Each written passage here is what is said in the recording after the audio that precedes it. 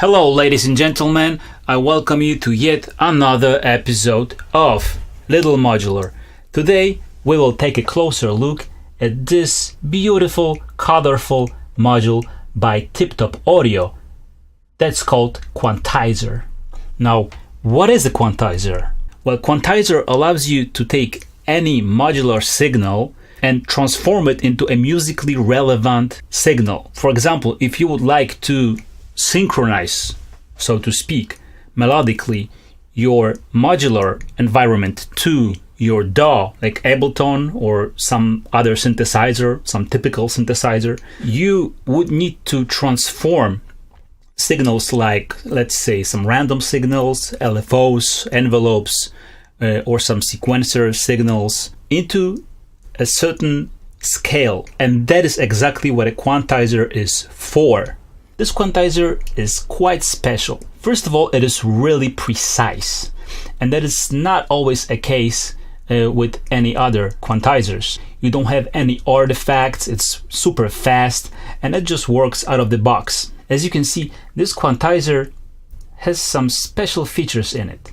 You have a keyboard right here, like a standard keyboard. You get all the chromatic scale right here. And you also have a fader. So we have two sections for generating and transforming the incoming signals into the scales. So to sum it up, Quantizer can be a melodic brain for your modular system. As you take a look at the layout, it might seem a little bit complicated, but it's not. It is a bit cramped, that's true, but you have a lot of functionality packed in small space. But once you understand the main concept behind the quantizer, it's really easy to move around. Let's take a look at the interface. For starters, you could divide it into two sections, keyboard section and a fader section. Each of those things can control different aspects of the incoming signal or can generate different information.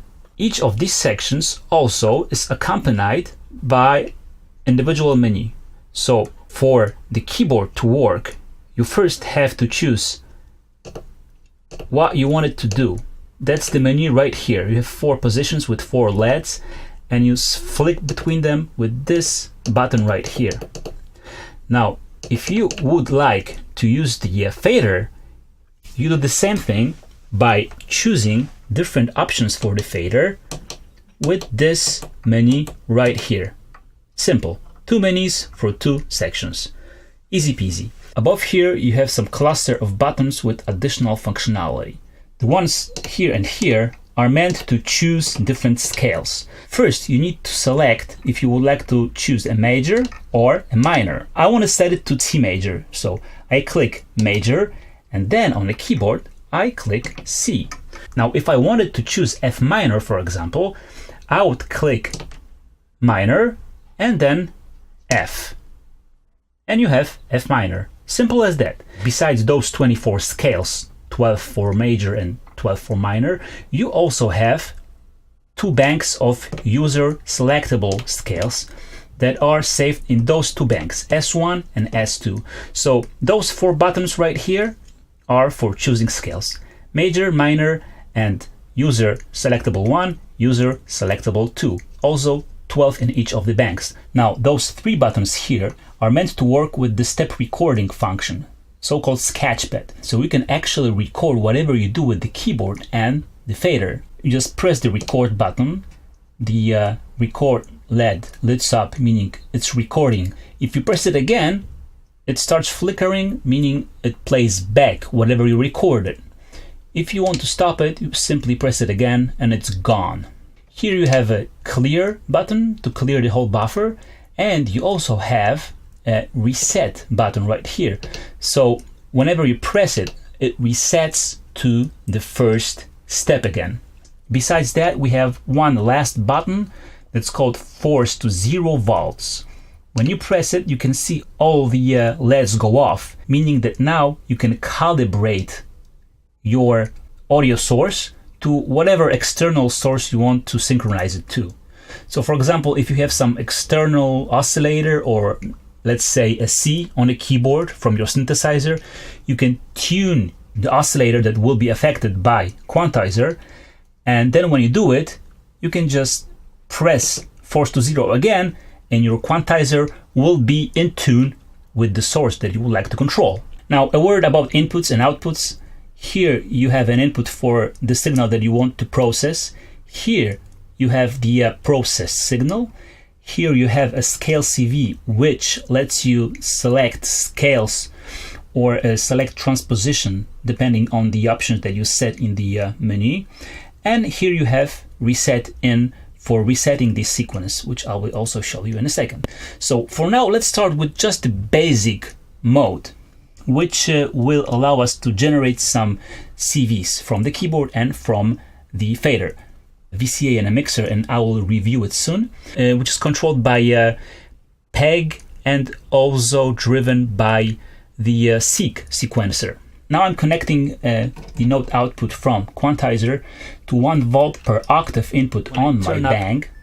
Okay, I get this really nice bell sequence. I switch to the keys mode, and in this mode, keyboard is sending a certain notes to 1 volt per octave. Easy. Just use it like a standard keyboard. Now, I can use a fader with it. That's because the fader, in this case, is set to controlling octaves. So I switch octaves with this fader, and you can see the octaves changing right here. That's the LED showing me which octave I'm in currently. Okay? So I can already make some nice melodies just with those two things. Now I can, for example, try to transpose this whole thing. So instead of choosing octave, I can choose transpose on the fader. Now it will move the whole sequence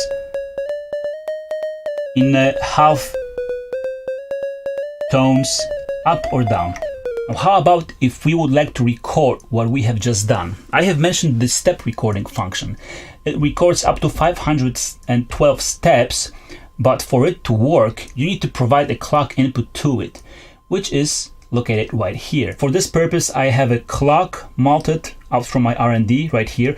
A quick word about the clocking. All of the stuff here is clocked from a single clock, so it's all tight and reacting nicely together.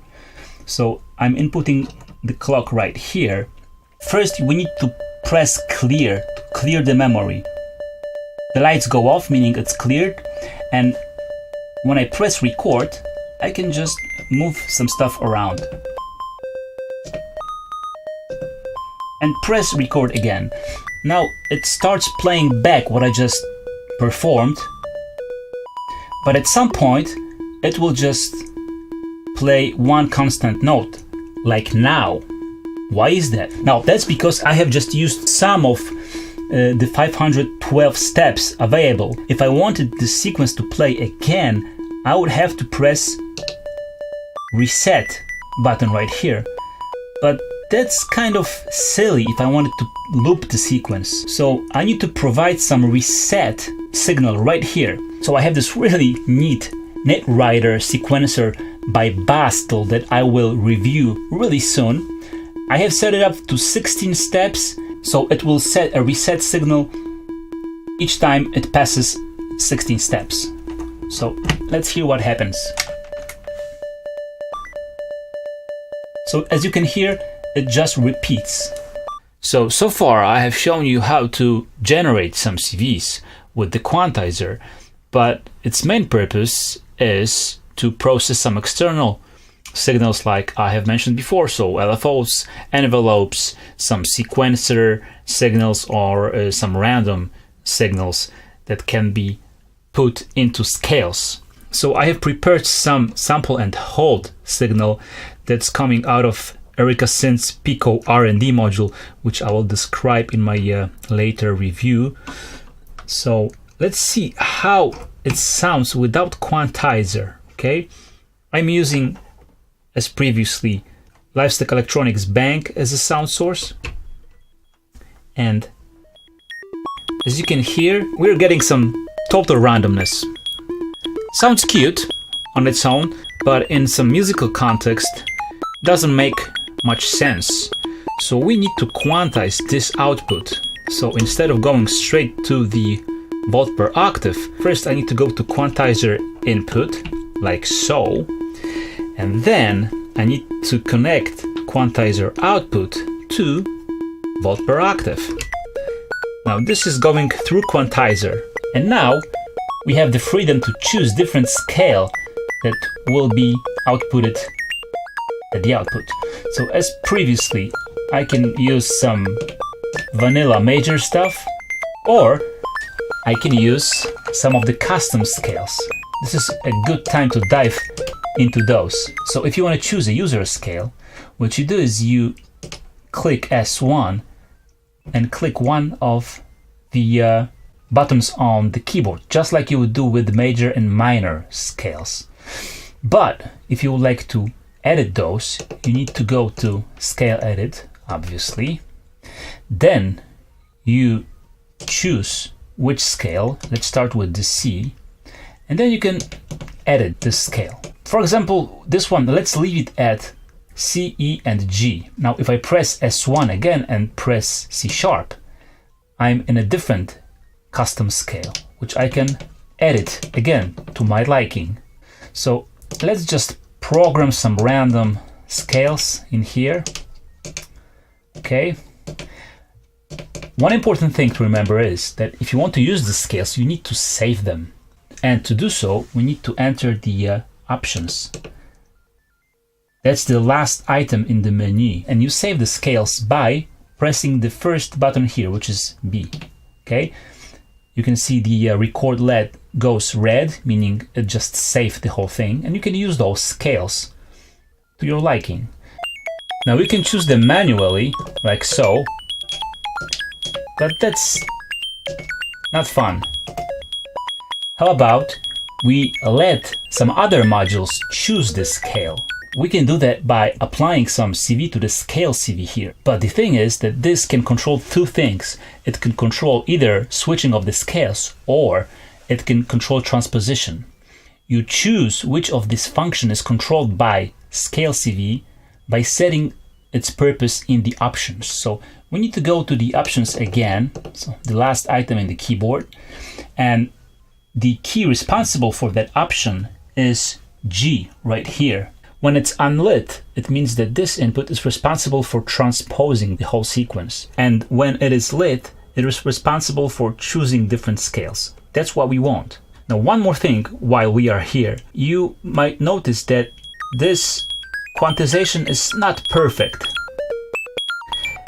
It's not perfect because it's not happening exactly on the clock. And to stay in perfect sync with the main clock, we need to choose the option that will force the quantizer to quantize only when it receives a clock in here. This option can be found under the A in the options menu. So if you want the quantizer to quantize freely, it's unlit.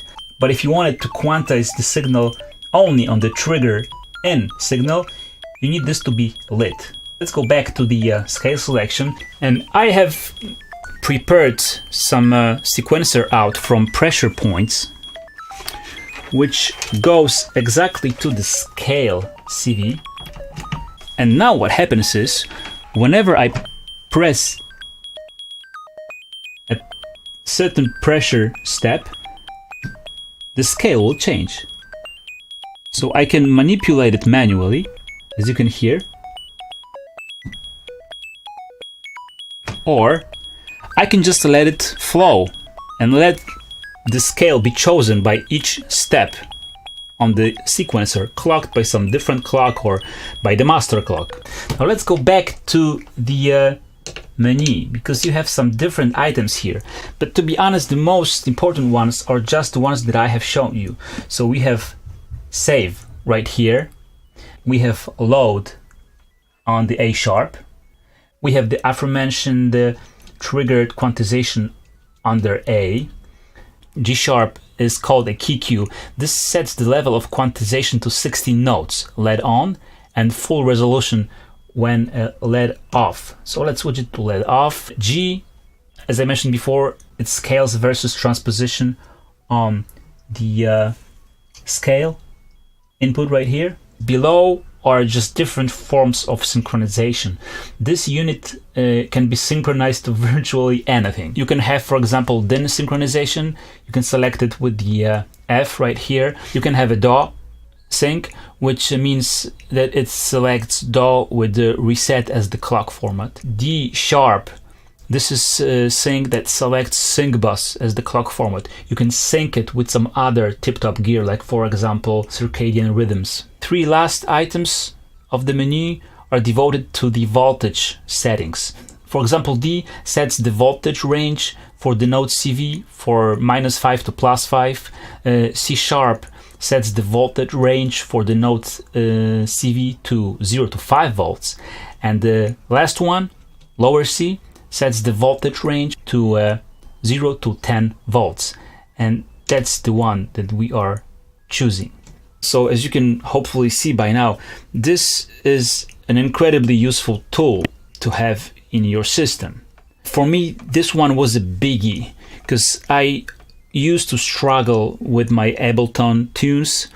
If I wanted to incorporate my modular rig to it, I had to rely on some improvisation and some manual, by ear tuning. Sometimes it did work, sometimes it did not. Trying to struggle with the pitches and melodies to fit with your song could be really tedious. And Quantizer had solved all of these problems for me. Now, the only thing I need to do is just press the force to 0 volts, tune my oscillator, and then just off we go with all the melodies. It's packed with features, it's easy to use, and it's really precise. For me, it just does the job. Thank you for watching. I hope you enjoyed this video, and as usual, if you liked it, if you found it helpful, please subscribe and spread the good word. Take care and wiggle with confidence.